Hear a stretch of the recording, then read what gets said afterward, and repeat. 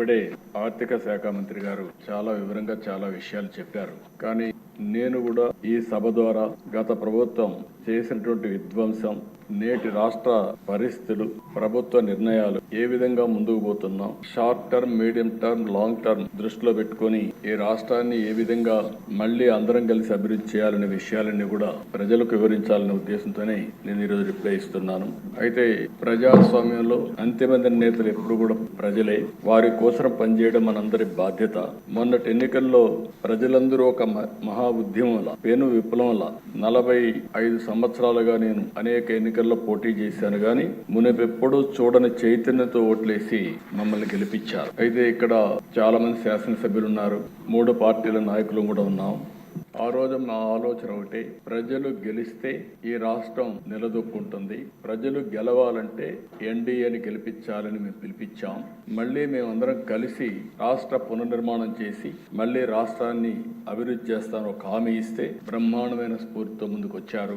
ఇక్కడ జనసేన అధినేత పవన్ కళ్యాణ్ గారు ముందుగానే చెప్పారు, ప్రభుత్వ వ్యతిరేక ఓటు చేయడానికి వీలు లేదని చాలా స్పష్టంగా చెప్పి, తెలుగుదేశం అదే మరి మేము కలిసి పోటీ చేస్తామని చెప్పారు. తర్వాత బీజేపీ కూడా మేమందరం కలిసి పోటీ చేస్తేనే ఈ రాష్ట్రాన్ని నిలబెట్టగలుగుతామని ఆలోచించి 3 పార్టీల కూటమి ఏర్పడింది. ఇటు పవన్ కళ్యాణ్ గారు, నేను, అటు ఢిల్లీలో నరేంద్ర మోడీ గారిని చూసిన తర్వాత ప్రజల్లో ఒక విశ్వాసం కలిగింది. అందుకే మీరు చూస్తే 93% స్ట్రైకింగ్ రేట్ తో 57% ఓట్ల షేర్ తో కూటమి ప్రభుత్వం గెలిచిందంటే ఇది ఒక చరిత్ర అధ్యక్ష. నా జీవితంలో ఎప్పుడూ ఎలాంటి వ్యక్తిని చూడలేదు.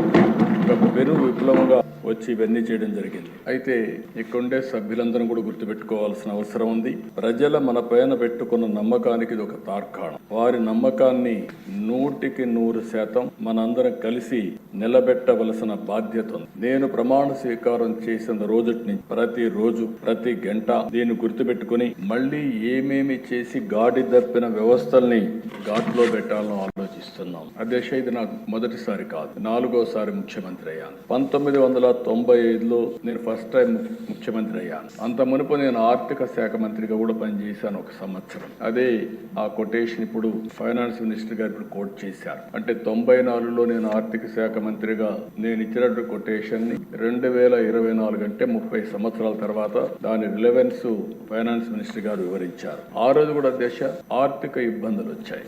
ఆనాటి కాంగ్రెస్ ప్రభుత్వ హయాంలో కొన్ని సమస్యలు వచ్చి వ్యవస్థ దివాళా తీసే పరిస్థితికి వచ్చింది. అయితే ఆ రోజు కూడా ఒక సవాలుగా తీసుకున్నాం. పాలనని కొత్త పుంతలు తొక్కించాం, సంస్కరణ తీసుకొచ్చాం, మొహమాటం లేకుండా కఠిన నిర్ణయాలు తీసుకున్నాం, పాలసీలతో కష్టంతో దారికి తెచ్చాం. ఆ రోజు మీరు చూస్తే 1995 పరిపాలన ఒక మోడల్ పరిపాలన, కష్టాల నుంచి బయట తీసుకురావడమే కాకుండా మళ్ళీ ఒక స్ట్రాంగ్ ఫౌండేషన్ వేసి ముందుకు పోగలిగాం. అందుకే మీరు చూస్తే ఈ రోజు దేశంలోనే తెలంగాణ రాష్ట్రం నెంబర్ 1 రాష్ట్రంగా ఉందంటే దానికి ఆ రోజు తెలుగుదేశం పార్టీ వేసిన ఫౌండేషనే కారణం అని చెప్పి కూడా నేను మీకు తెలియజేస్తున్నాను.